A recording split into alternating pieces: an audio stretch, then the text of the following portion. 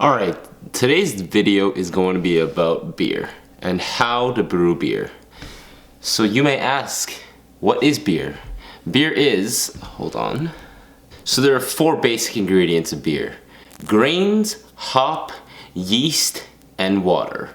So with those 4 things, what happens is the sugars ferment and it creates alcohol and CO2. So behind me are some of the ingredients and tools that we need to make beer. And this particular beer that we're making is a cream ale. It takes about 4 weeks in total, so I'll do a little video once it's made, and then we'll see how it tastes and we'll try everything out. And what I'll be doing is I will be going through step by step and filming it and showing you guys how I brew my beer, and it's pretty simple, so you guys can probably end up doing it yourself. Alright, so you might notice I changed my shirt. Thought I'd go a little more cash, can get messy. Now before we begin, must I emphasize, this is sodium metabosulfate, and this thing is key. If there's anything you need to know about making beer, you gotta know that sanitation is key. So right now what I'm doing is I'm making a sanitizer solution. What this does is sanitize all of the equipment that we use during this process. You're supposed to measure it, but I just put enough I feel like is enough to sanitize everything. So you just give it a quick stir and it all meshes together, and then you're good to go. Here's a pro tip: don't sniff that too close. It is very, very potent. Alright, so your next step, what you want to do is fill up your pot, which is where you boil. So for those of you guys that have no idea about brewing your own beer, what happens is you have to boil your water. Here. So you have to boil your water to a certain temperature, and then you put your grains as such, grains and malt, and these are what you call hops. So these hops give it aroma and bitterness. Anyways, back to what I was saying. You boil these for a certain amount of time, and once that's boiled, this is what you call wort. W-O-R-T. Okay, and this is wort, which then you add something called yeast. Okay, and then this turns into alcohol. Okay, so now that's clear. Let's do this. So now we bring this bad boy over here, place it on the stove, and fire it up. Alright, so while we wait, we can open these guys over here. So no, this is not a sock. What we're doing now is we're gonna pour our grains. This grain right here is a honey malt grain. We're gonna pour it into this bag that looks like a sock, but it's just so that the contents of the grains don't really get into the water, so that basically, because what's gonna happen if it does get into the water, basically what happens is if it gets into the water, you get a lot of residue from it, and that's not the greatest. So that's why I put it in these bags, and everyone you talk to will recommend you to put it in one of these. Nice little tip is put a plate under there, because it does get all over your counters. Alright, so now we're gonna add our second type of malt, biscuit malt. So I have to mention to you, I put this little thing in here. It's a thermometer. The reason I have it in here is because the temperature of the water is very key. As you can see, it's at 80 Fahrenheit.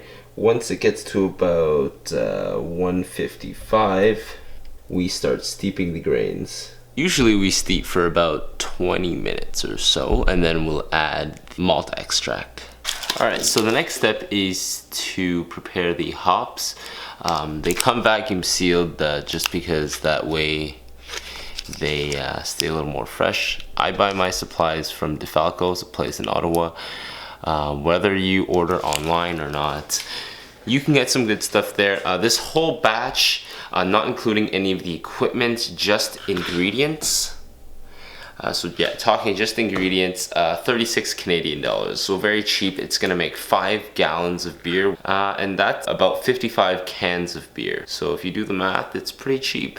So all types of hops will have different smells and flavors to them. Yeah, so these got a great flavor to them. These are cluster hops. Kind of look like that. So these hops too, they go into the muslin bags. You can put them just in the pot, but I prefer to put them in a bag just because I find that in the end we get less of something called trub. And let me explain trub. So trub is the proteins that settle at the bottom of your fermenter, and it's kind of this sludgy green brown stuff, and it's not pleasant, it's not delicious, it's not pretty. So to eliminate more of that, I always put it in one of these bags. In the meantime, might as well make a coffee. So the water is at about 150 Fahrenheit, so that means it's time to steep. I will turn it on to really low, I'm talking about the heat, just because it's kind of hard to steep when the water is getting too hot. So I like to keep it relatively at 155 the whole time. So I'm going to turn it on to really low, and if I find that it gets too hot, the water, I will turn off the heat completely. Grains, in we go. So you want to think of it like a tea. Putting it in, taking it out, putting it in, taking it out. So I'm trying to extract all of the flavor from the grains before we discard them. So this process is 20 minutes. So we'll go kitchen timer. But I'll do it for a good 23 minutes. Get a little more flavor in there.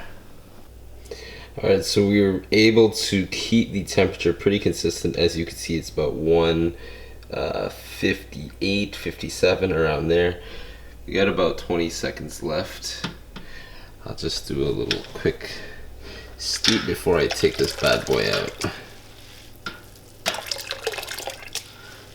So now what we're gonna do is we're gonna turn up the heat all the way up to high and get a rolling boil. Once we start to see a little bit of a boil, okay. Once we start to see a little bit of a boil, we're going to put in our malt extract.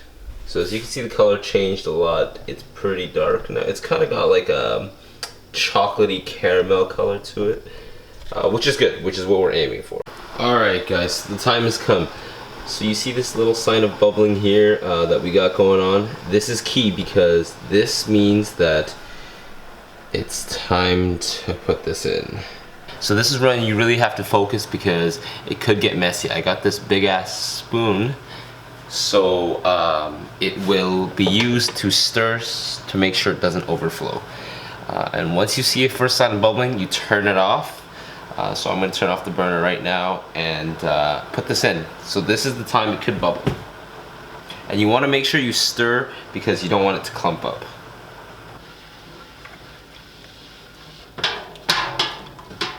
So you want to keep stirring.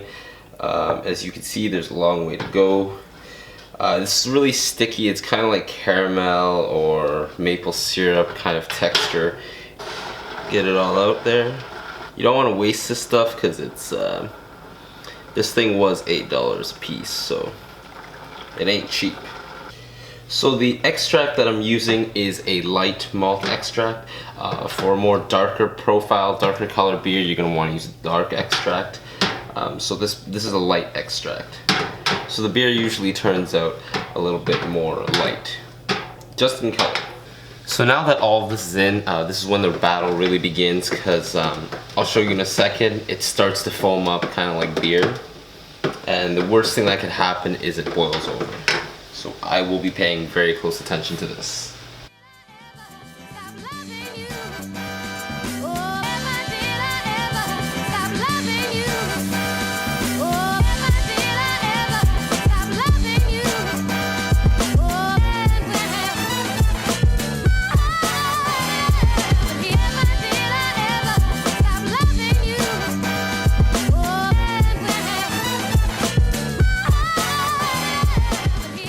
So since it's boiling, we can go ahead and add in the hops. The whole bag in there is fine. It's not going to be an issue. Even if it does, the knot does get undone, having the hops in there is not a problem, but it probably won't. Just tie it carefully and you'll be fine. So now we've gotten it to like a running boil. We know that it's not going to boil over. We can move on to the next step. So as you can see, unlike before, there's not really much foam anymore, so we're good to go. Alright, so while that's going strong, what we're going to do now is sanitize our fermenters. So what I use is the Catalyst. There are many different types of fermenters on the market, but this right here is good because what it does is, since it's coned, it's a conal shape, all of the trub, which is what I mentioned before, that fatty proteins, it all sinks to the bottom, and there's a valve here. Basically what happens once it collects, I just take it off and then I can discard it instead of having to siphon it out of the fermenter, which takes a long time. And there's contamination issues, and you can waste beer. So this is awesome. I'll link the Catalyst below. I really do like this a lot. I haven't had any issues whatsoever, and I have made 2 batches so far. So what I did is I filled this and closed it with some sanitizer solution, and all we do is swirl it around. Basically, you just want to get it all over the place. Like I said at the beginning, sanitation is very, very key. Just like with anything, if it's contaminated, it can cause problems, and you can waste your entire batch. So you would waste a few weeks to 2 months of your time brewing this and storing it for nothing if you do not sanitize. So I can't stress it enough, but sanitation is key. So we've officially finished our boil here. Gonna turn it off. Alright, so our next step is to cool this thing down as fast as we possibly can. So as you can see, it's steaming, and what I'm doing right now is just putting some cold water in there.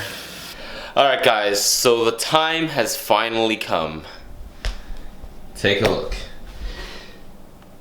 Alright, so this is what it looks like. It's cooled down to 75 degrees Fahrenheit. This is what you need for the yeast to ferment properly, okay? That's going to be transferred in there. Alright, so I've made sure that everything is perfectly sanitized and all the connections have been tightened. So here we go. So clearly you can see that it's only about 3.5 gallons. So what I need to do is put some cold water in there and fill it up.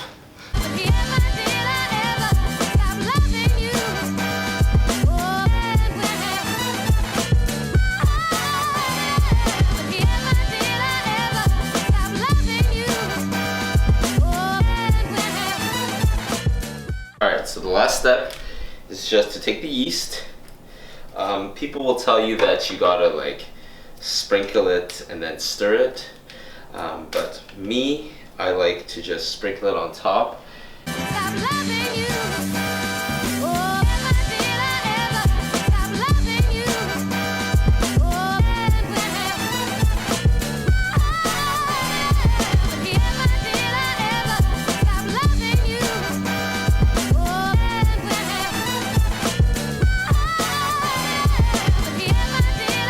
Alright, so the reason, I may have mentioned this before, but the reason that we cool down the wort, which is the unfermented beer, in order for the yeast to ferment the sugars and the proteins, it needs to be cool enough for it to do so. But anyways, that's gonna wrap it up. I'll post another video once everything is ready, and I'll taste test it on video for you guys.